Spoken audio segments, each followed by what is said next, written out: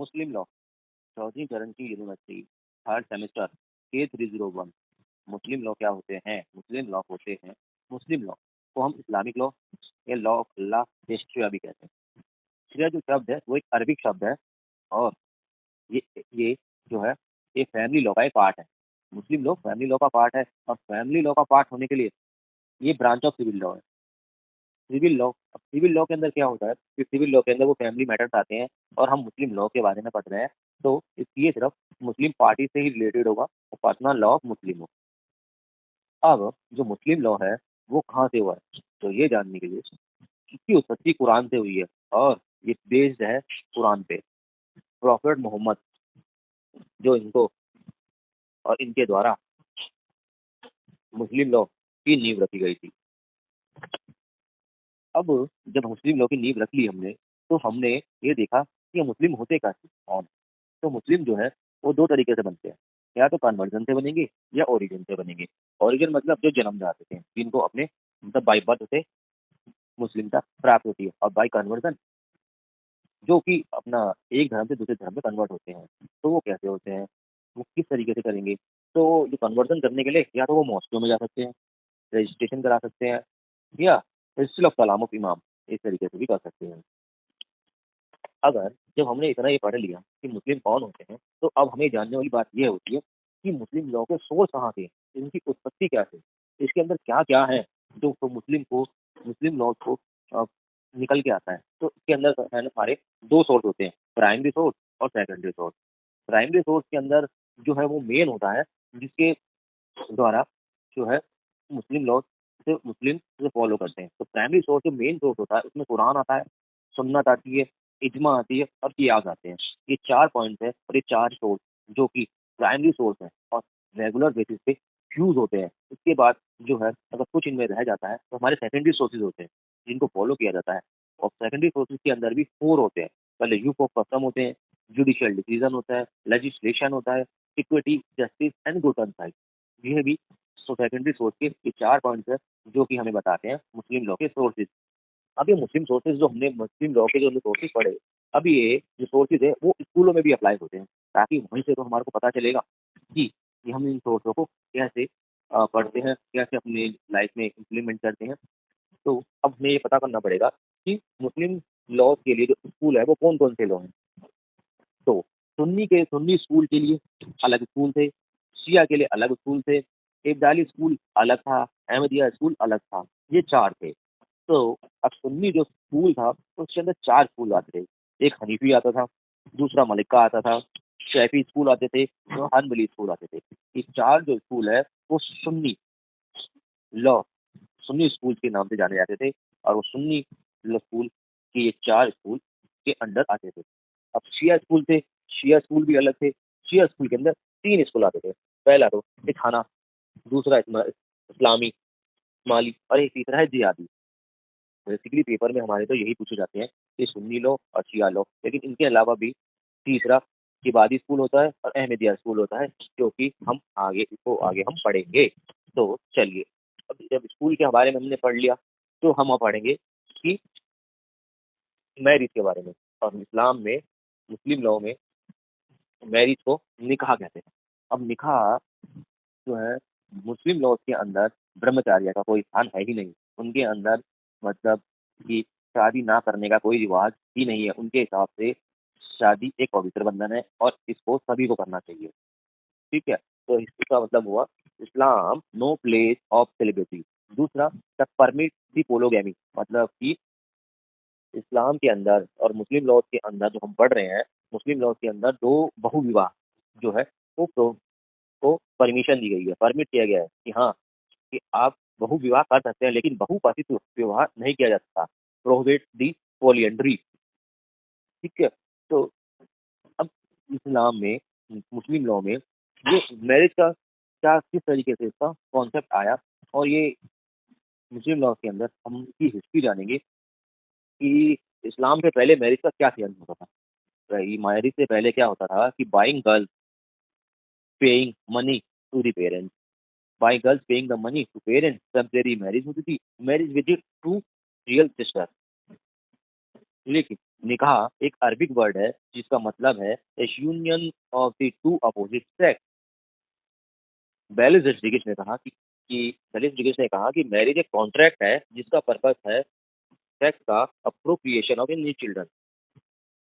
मुस्लिम law में जो है मैरिज का अर्थ बेलिस रोड्रिगेज ने बताया कि कॉन्ट्रैक्ट है जिसका पर्पस होता है। फिर अली ने बोला कि एक ऑर्गेनाइजिंग है जिसका मकसद है सोसाइटी को प्रोटेक्ट करना। और महमूद ने कहा कि ये सिविल कॉन्ट्रैक्ट है। और प्रॉफिट ने कहा कि मैरिज इज माई सुन्ना who do not follow not my follower. अब इतना हमने पढ़ लिया। अब हम जानेंगे कि nature and concept of marriage. अब मैरिज है सिविल कॉन्ट्रैक्ट। कॉन्ट्रैक्ट क्या कि प्रपोजल जिसे हम इस्बा कहते हैं मुस्लिम लॉ में, from a party and acceptance जिसका मतलब होता है कबूल फ्रॉम द अदर पार्टी। दूसरा, the provision of breach of marriage contract. Minor declare avoid on marriage other marriage after the puberty. Puberty मतलब होता है maturity, age 18 years. Marriage must be sound mind. Consent should not be obtained by the coercion, fraud, undue influence. Consideration in the form of meher by the husband to the wife. अब इसमें हम आगे देखेंगे कि Muslim marriage not a civil contract, can not be made contingent on future events, cannot be a limited time, and analogy of limb cannot be appealed. अब essential condition of Muslim marriage, तीन चीज होनी चाहिए। पहला, proposal and acceptance होनी चाहिए। तीसरा, competent party होनी चाहिए। और नो लीगल डिसेबिलिटी होनी चाहिए।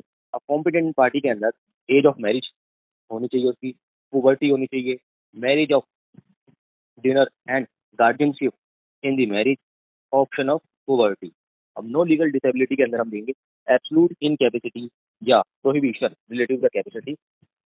Second point, director incapacity. तीसरा, प्रोबिटिव इनकैपेसिटी। इन सबके बारे में हम डिटेल से आगे पढ़ेंगे। अब हम जानेंगे कि kind of marriage according to the validity. तो वैलिडिटी चार तरीके की होती, सॉरी तीन तरीके की होती है। Valid marriage, void marriage, irregular या इनवैलिड मैरिज। अब इसके कॉन्सिक्वेंसेस क्या होते हैं काइंड ऑफ मैरिज के वैलिडिटी के? एक valid marriage, void marriage, irregular और इनवैलिड मैरिज। वॉइड मैरिज के अंदर होगा कि mutual right and obligation, right wife and duty of her husband, right of husband duty of wife. Irregular के अंदर हम बनेंगे, यस हम इनवैलिड मैरिज भी कर सकते हैं बिफोर या आफ्टर। उसे हम कंजप्शन या कंजप्शन आफ्टर का, before consumption and after consumption की बात कर सकते हैं, कंज्यूमेशन कहते हैं इसे। अब हम पर देखेंगे मूटा मैरिज। मूटा मैरिज क्या चीज़ है? एक लीगल इंसिडेंट है ऑफ मूटा मैरिज। डिफरेंस बिटवीन हम ये भी देखेंगे कि निकाह एंड मूटा मैरिज में क्या अंतर है। और महर जिसे हम कहते हैं ड्रॉवर, महर महर क्या है? महर में जो payable by the husband to wife money के रूप में होता है, एग्रीमेंट होता है बिटवीन पार्टीज के बीच में, ऑपरेशन बाय लॉ होता है, प्रमोट मतलब तुरंत होता है, या फिर डेफर्ड देरी से होता है। ये भी हम इसके बारे में डिटेल से जानेंगे महर के बारे में। अब देखते हैं कि जो टावर है अकॉर्डिंग टू विल्सन, आमर अली एंड मौला, इन जो है ये तीन है और इसके अलावा और भी है, लेकिन इन तीन को ज़्यादा फोकस किया है कि इनके अकॉर्डिंग अलग अलग है। तो नेचर ऑफ डावर, इंपॉर्टेंट है of dower, object of dower, classification of dower. Classification है डावर की वो दो है, एक स्पेसिफाइड डावर और एक प्रॉपर डावर जिसे कस्टमरी डावर कहते हैं। जो स्पेसिफाइड डावर है, स्पेसिफाइड डावर प्रमोट डावर या डफर डावर तुरंत भी हो सकता है और देरी से भी होता है। कस्टमरी डावर को हम मैरे मिट्टी कहते हैं, जिसमें डिटर्मिनेशन ऑफ प्रॉपर डावर भी कहा जाता है। प्रॉपर डावर कहता है wife is right of and remedy on payment of dower, right to refuse a prohibition. और राइट्स, वाइफ के राइट्स है एंड रेमेडीज भी है ऑन पेमेंट ऑफ डावर। तो पहले क्या राइट है उसका कि refuse to prohibition, dower as a debt के रूप में होता है। Right to retain the position in lieu of unpaid dower. Sunni law और सिया लॉ के रिगार्डिंग डावर का मतलब अलग अलग है। और effect of apostasy of dower, धर्म त्याग भी एक। Divorce in Muslim law, divorce in Muslim law के अंदर हम जानेंगे इद्दत, end of marriage by birth, इद्दत पीरियड 4 months and 10 days, और बाय द डिवोर्स इद्दत पीरियड 3 months का होता है। Classification of dissolution of marriage, तो डिसोल्यूशन को हमने दो भाग में डिवाइड किया है, by the death of the party to the marriage या बाय डिवोर्स। अब बाय डिवोर्स के अंदर क्या होता है कि अब हम इसमें हस्बैंड के थ्रू भी जानेंगे, वाइफ के थ्रू भी जानेंगे, बाय म्यूचुअल कंसेप्ट के अंदर भी जानेंगे और जुडिशियली डिग्री के अंदर भी जानेंगे। ये 4 पॉइंट है बाय डिवोर्स के, जिसके अंदर डिसोल्यूशन ऑफ मैरिज का कॉन्सेप्ट है। बाय हस्बैंड के अंदर हम बोल सकते हैं तलाक बोल सकते हैं, इल्लाह बोल सकते हैं, जिहर बोल सकते हैं। जबकि म्यूचुअल कंसेप्ट के अंदर तलाकुल सुन्नत और तलाकुल बिद्दत भी आती है। अब तलाक और सुन्नत को हम आसान और हसन के साथ नाम से भी जानते हैं। तलाक बिद्दत को हम रिटर्न डिवोर्स या फिर ट्रिपल तलाक के नाम से भी जानते हैं। अब रिवोकेशन, तलाक सुन्नत और तलाक बिद्दत, तलाक हसन और तलाक हसन, दोनों नाम एक जैसे लगते हैं पर दोनों नाम एक जैसे है नहीं, दोनों का मतलब अलग अलग है। तलाक हसन का मतलब होता है ASHAN का मतलब it become issue case of expiry of the period of iddat, and talaq Hasan का it become issue case on third provocation with respect of iddat. तलाक बिद्दत it become a irrevocable one immediately when it is pronouncement of irrespect of iddat. अब जानेंगे dissolution of Muslim marriage act 1939, ground of wife. Wife के पूछेंगे कि dissolution of Muslim marriage act 1939 के ground of Muslim wife के absence of husband section 2 का first, failure of maintain section 2 second, imprisonment of husband, failure to perform the marital obligation, impotency of husband, insanity, funeral, disease, repudiation of marriage by husband, cruelty of husband। इस 8 point ऐसे हैं जिनके ground में wife और dissolution of Muslim marriage act 1938 Muslim law के अंदर use किया जा सकता है। मेंटेनेंस ऑफ वाइफ के अंदर होता है called nafaqa, source for which women can claim the maintenance by the Muslim in personal law in section 125 CRPC। और थर्ड है मुस्लिम वुमेन एक्ट 1986 में एफओसी बाय हस्बैंड और एफओसी बाय वाइफ। ठीक है, अब हम जानेंगे इसके अंदर कि सर्च ए कदम, battle fox of expensive, spend money, ये सारे इसके अंदर के पॉइंट। आप जानेंगे कि विल क्या होती है। विल ऐसी है लीगल डिक्लेरेशन होती है जिसके अंदर टेस्टेटर होते हैं, प्रॉपर्टी आती है, टेस्टामेंट की डिस्पोजिशन आती है। अब एक तयाबाजी अकॉर्डिंग टू तयाबाजी एक मुस्लिम वर्ड है। मुस्लिम के अंदर तयाबाजी का मतलब declaration of intention of Muslim. इसके अंदर प्रॉपर्टी आती है after the death. The provision of personal law not apply to a Muslim who marriage his perform and registered under the special marriage act 1954 but apply Indian succession act 1956। अब person committing to suicide, person committing suicide जो है Sunni law and Shia law. Sunni law के अंदर suicide is valid और suicide is not a valid in Shia law. Parties of will, अब will देखेंगे क्या होता है, एक टेस्टेटर होते हैं और टेस्टिटी होती है। विल के अंदर एक लिगेटर और लिगेटी, टेस्टेटर को लिगेटर कहते हैं। लिगेटर कौन होता है, हु मेक विल, और टेस्टेटी लिगेटी होता है तो whose favour will is made, जिसके फेवर में विल बनाया गया उसे टेस्टेटी या लिगेटी कहते हैं। अब competency of making a will, competency of to making a will दो चीजों से मिलकर बनती है, एक कैपेसिटी प्लस राइट। अगर कैपेसिटी होगी प्लस राइट है तो ही कॉम्पिटेंस ऑफ विल बन सकती है। और विल के लिए क्या होना चाहिए, कैपेसिटी के अंदर उसको मेजर होना चाहिए, साउंड माइंड होना चाहिए, और दूसरा तीसरा कि उसे मुस्लिम होना चाहिए। मुस्लिम लॉ के इसेंशियल है कुछ जो वैलिड होते हैं विल के लिए। पहला टेस्टेटर होना चाहिए, लेजिस्लेटिव होनी चाहिए, सब्जेक्ट मैटर होना चाहिए, और तीसरा will must be written in limit. Will बनाने वाले के पास वो लिमिट होनी चाहिए कि उसे अपनी लिमिट में कि उसकी पावर की उसकी अथॉरिटी होनी चाहिए जिससे कि वो बना सके। तो टेस्टेटर कॉम्पिटेंट होना चाहिए जो कि बिल बनाने में सक्षम हो। लेजिस्लेटिव लीगलिटी मतलब लीगलिटी जिसके जिसके नाम पे बिल बनाई जा रही है वो कॉम्पिटेंट होना चाहिए। और टेक अ लीगेसी, और वो इतना सक्षम होना चाहिए कि वो उस बिल की पावर को या उस बिल को यूज कर सके। Subject matter must be valid होना चाहिए, ऐसा नहीं कि कुछ बिल उठा के बिल बना दी जाए। इसलिए विल के अंदर सब्जेक्ट मैटर भी मैटर करता है। Will must be written in limit, power of Muslim मतलब पावर मुस्लिम विल बनाते समय जो है उसकी लिमिट में होना चाहिए कि विल के अंदर जो बातें लिखी गई हैं वो एक्चुअली मुस्लिम लॉ की में आती है कि नहीं आती। ऐसा नहीं कि सब कुछ लिख दी। रिविकोशन ऑफ विल को वापस लिया जा सकता है, हाँ विल को वापस लिया जा सकता है। किसके थ्रू, एक्सप्रेस के थ्रू या इम्पाइल्ड के थ्रू। एक्सप्रेस मतलब कि या तो वो लिखित में हो सकता है या फिर ओरल हो सकता है। लिख के भी हम वापस ले सकते हैं विल को, वापस कर सकते हैं, या बोलकर भी वापस कर सकते हैं, या हम इस तरीके से दिखाएं कि हाँ हमने ये बिल वापस ले लिया। डिस्पोजिशन अब देखते हैं कि अपना हम एक्सप्रेस में कैसे बता सकते हैं। Disposition of land in favour of B after he say that I give land to B is for act is called express revocation. अगर हम एक लैंड को दूसरी एक्स, मान लिया एग्जाम्पल के लिए ए ने अपनी लैंड बी को दे दी, वो भी लिख के, तो लिख के दे दी, तो उसे कहेंगे हम एक्सप्रेस विल। इम्पाइल्ड होगा कि a will a land to B and a build a however such over land for own use the will stand revoked। अब सब्सिक्वेंटली विल क्या होती है कि testator will make on property after some time make another will, the bearer will automatically revert. Subsequent will एक will बनाई और उस will को के पर दूसरी विल बना दी, तो जो पहली वाली विल होगी वो रिवोक हो जाएगी, उसे कहते हैं सब्सिक्वेंटली विल। अब हमें ये देखना है कि विल और गिफ्ट में क्या अंतर होता है। जो गिफ्ट है वो इमीडिएट इफेक्ट से आ जाते हैं, उसके अंदर दो पार्टी होती है, एड डोनर एड ऑन, इमीडिएट ट्रांसफर ऑफ पोजीशन होता है, और मुस्लिम पर्सन अनरिस्ट्रिक्टेड है इस राइट के लिए, ठीक है। जबकि विल के अंदर विल जो मिलती है आफ्टर द डेथ मिलती है, और इसके अंदर दो पार्टी होती है, एक टेस्टेटर होता है, एक टेस्टेटी होती है, और इसके अंदर जो पोजीशन है वो आफ्टर डेथ ही मिलती है, और इसके अंदर लिमिटेड राइट होते हैं विल के अंदर, जबकि गिफ्ट के अंदर ऐसा कुछ नहीं है। अब विल के रिगार्डिंग जो है दो कॉन्सेप्ट है, एक सुन्नी लॉ है और एक शिया लॉ है। सुन्नी लॉ कहते हैं concern with heir wire higher value, हमें सुन्नी लॉ के अनुसार जो विल बनाते समय उसका हायर है उसकी वैलिडेशन जरूरी है। दूसरा, बॉर्न चाइल्ड इन 6 मंथ, अगर गर्भ में 6 महीने का बच्चा है तो भी वो उसके विल के का हकदार है। Will of person committing to suicide is valid, और सुन्नी लॉ के हिसाब से जो विल है, will of person committing a suicide is valid, उसका विल सुसाइड तो वैलिड है अगर वो सुसाइड कर लेता है। लेकिन शिया लॉ के अंदर ऐसा नहीं है। शिया लॉ के अंदर 1/3 विल इज वैलिड, एक तिहाई वैलिड होता है, बाकी without the consent of higher.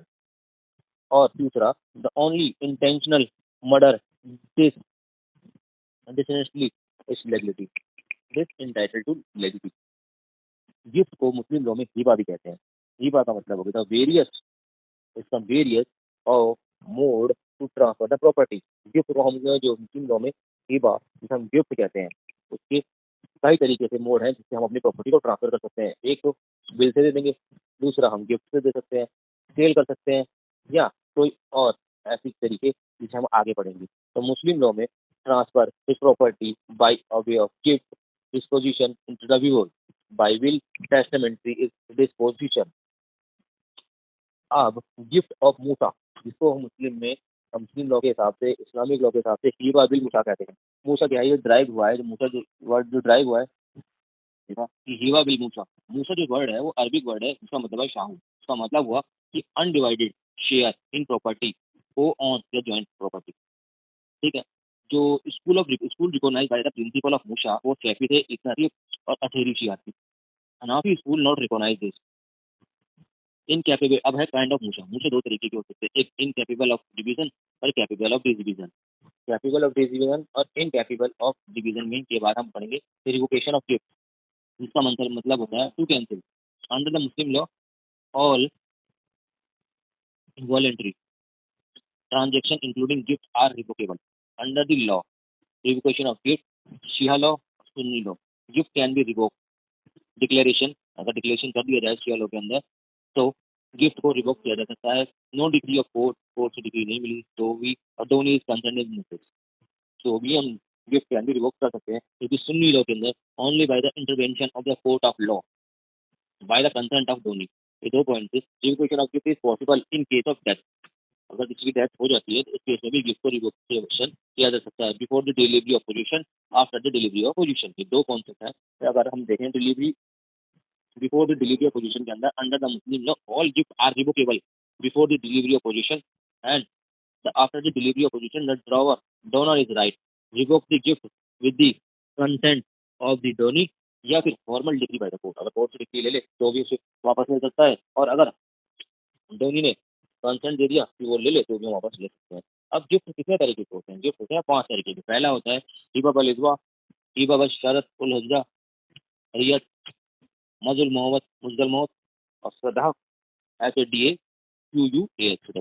अब जानेंगे इसके अंदर वक्फ बोर्ड क्या होता है। वक्फ किसे कहते हैं? वक्फ का मतलब होता है ट्रस्ट, और ट्रस्ट जो है मुस्लिम लॉ के हिसाब से जो बनाई जाती है डेवलप विद इस्लाम।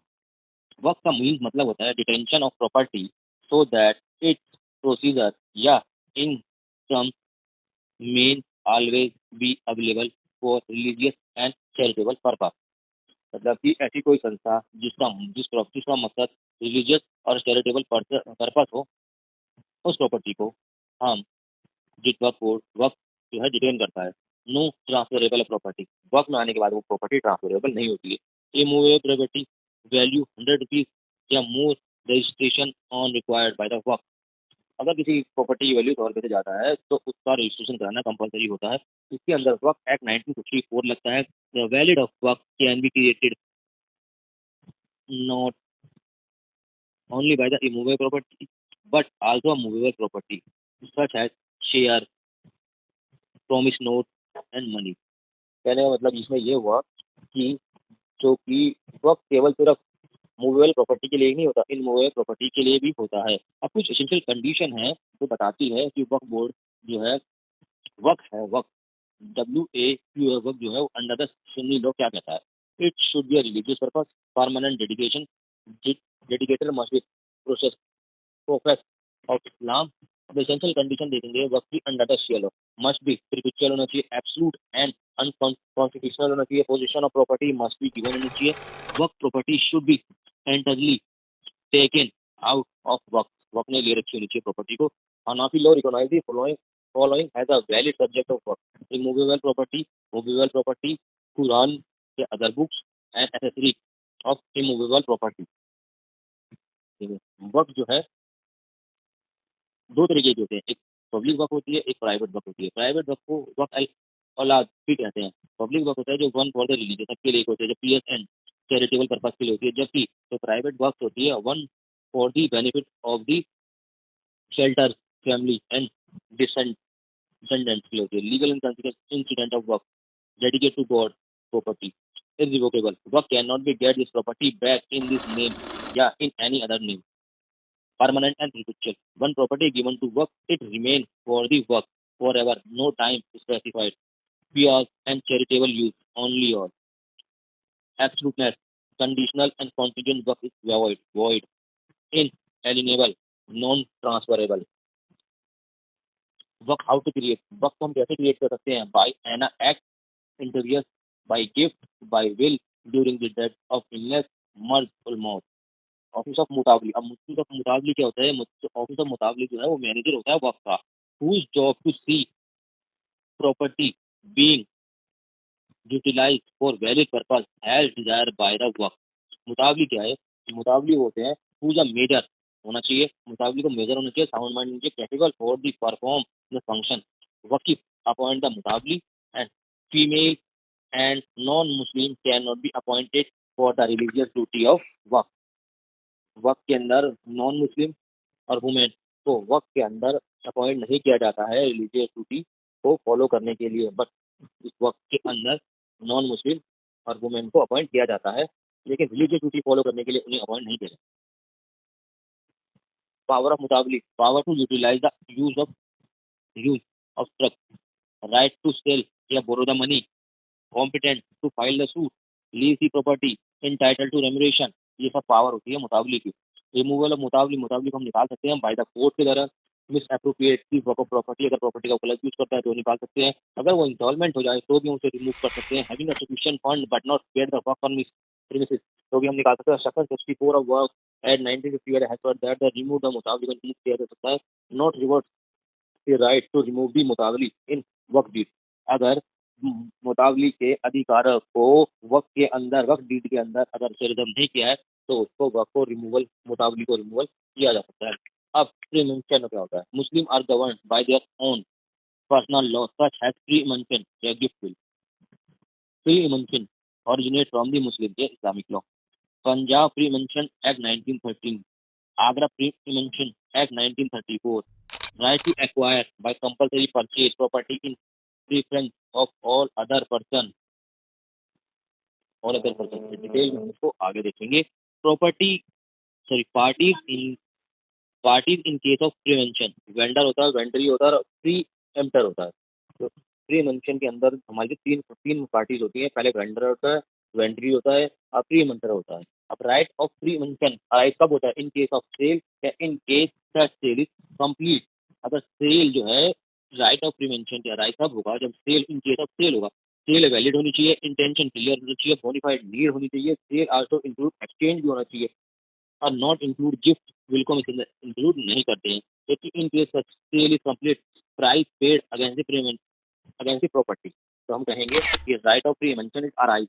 अब right of preemption is not right, कब नहीं होगा, जो कि हमने पहले जाना कि वो इसलिए अराइज नहीं होगा क्योंकि वो गिफ्ट वो वक्त में चली गई। इनहेरिटेंस, बकेटा एंड विल, ये सारी की सारी चीजें जो बताती है कि इनको इन सबसे एग्जम्प्ट रखा गया है। Lease, even through in property, mortgage condition, condition में मोटरेज दे रखी है, कंडीशन सेल है, तो ये एग्जाम्पशन के रूप में है कि right for prevention is not arise होता है। Right of prevention is loss, कब चला जाता है, प्रिवेंशन कब चला जाएगा, कब जाएगा, जब ओमिशन टू क्लेम या waiver get death of the preventer, की डेथ हो जाएगा, अगर उसकी डेथ हो जाती है तो फिर वो जो मेंशन है वो हाथ से चला जाता है। अब एक्नॉलेजमेंट किसे कहते हैं, एक्नॉलेजमेंट क्या होता है, मुस्लिम लॉ के हिसाब से Muslim law recognize the institution of IKRS कहते हैं, जिसका मतलब होता है एक्नॉलेज मूवमेंट, एक्नॉलेजमेंट कहते हैं इसे।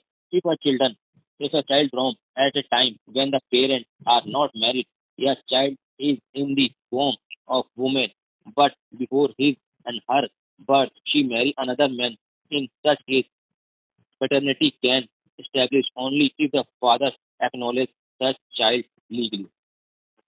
कहते हैं, if अगर कोई बच्चे का जन्म होता है उस टाइम पे जब उसके पेरेंट्स ने शादी नहीं की, या वो बच्चा अपनी माँ के गर्भ में है लेकिन उसके बर्थ से पहले शी अनदर वो किसी और से शादी कर लेती है, तो in such case paternity can be establish, paternity जो उससे तो तभी स्थापित होगा जब उसके फादर के द्वारा जिससे उसने शादी की है उसे लीगली एक्सेप्ट करेगा, अदरवाइज नहीं होगा। Acknowledgement is made only by the father not by the mother. Muslim law के हिसाब से एक्नॉलेजमेंट जो है वो सिर्फ फादर के द्वारा ही दिया जाएगा और वही एक्सेप्टेबल है, और वही acknowledgement is made only by the father and not by the mother.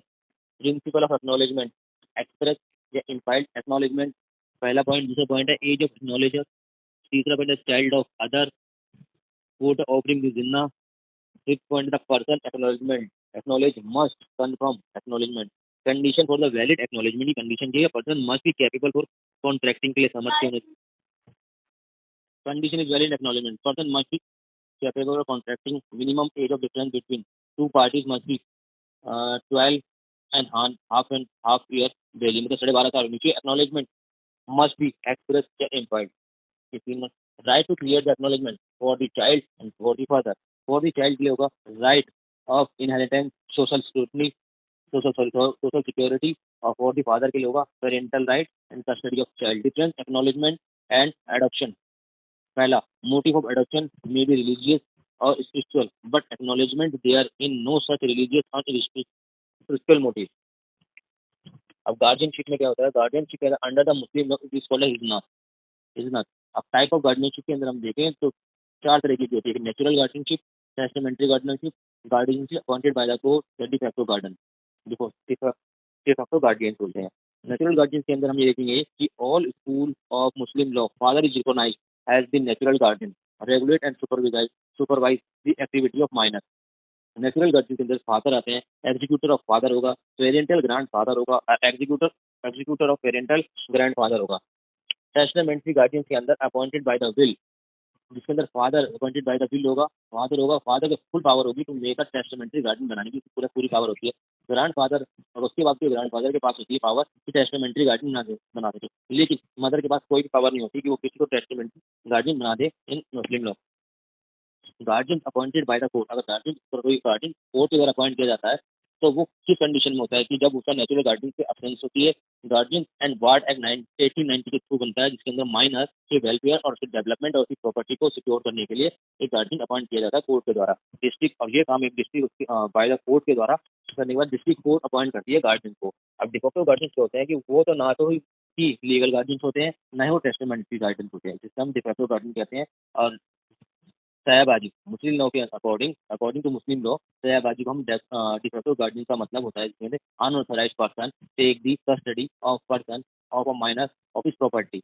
Muslim law के अंदर जो है डिफेक्टिव गार्डियन को हम सयाबाजी के नाम से भी जानते हैं, और गार्डियन को रिमूव भी किया जा सकता है, डिफेक्टिव गार्डियन को रिमूव भी किया जा सकता है बाय द कोर्ट के थ्रू, उसे हम वापस कर सकते हैं, या हम वापस करते हैं उसकी कुछ हरकतों के कारण, जिसे हम बाय ओन मोशन कहते हैं।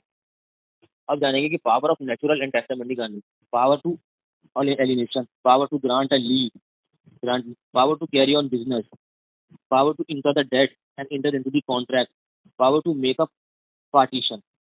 ये सारे के सारे 5 पॉइंट ऐसे पॉइंट हैं जो बताते हैं कि natural guardian and testamentary guardian के पास ये राइट है कि वो गार्जियन जो माइनर है उसकी प्रॉपर्टी, उसके लिए जो डेट एंड उसके लिए कॉन्ट्रैक्ट या किसी तरीके का पार्टीशन, इन सभी की पावर देता है ताकि उसके वेलफेयर और उसके डेवलपमेंट और उसकी जो प्रॉपर्टी है उसकी सिक्योरिटी बन कर सके। हिजनत, कस्टडी, इसका मतलब होता है कस्टडी। अब मुस्लिम लॉ के अंदर हिजनत का मतलब कस्टडी होता है। हिजनत ऑफ सन और हिजनत ऑफ डॉटर होती है। हिजनत ऑफ सन के अंदर 7 ईयर्स है और 2 ईयर्स है शिया के अंदर। और हिजनत ऑफ डॉटर के अंदर हम देखेंगे कॉन्सेप्ट में कि पुवर्टी हनीफी स्कूल के हिसाब से, मैरिड शैफी स्कूल के हिसाब से, 7 ईयर इतना नहीं स्कूल के हिसाब से। इन सबके बारे में डिटेल से जानेंगे आगे। आज है ओवरव्यू सारा का सारा। अब है females who entitle in the hizanat. Mother is mother, father is mother, full sister, uterine sister and communal sister. CONSAMGUENE sister. और उसका फादर इस राइट की हिजनत के अंदर होते हैं। और other male relation entitle to hizanat, nearest parental grandfather, full brother, continuing brother, full brothers in son and brother and father etcetera. यहाँ तक देखने के लिए धन्यवाद। फिर मिलते हैं अगली क्लास में नए टॉपिक के साथ।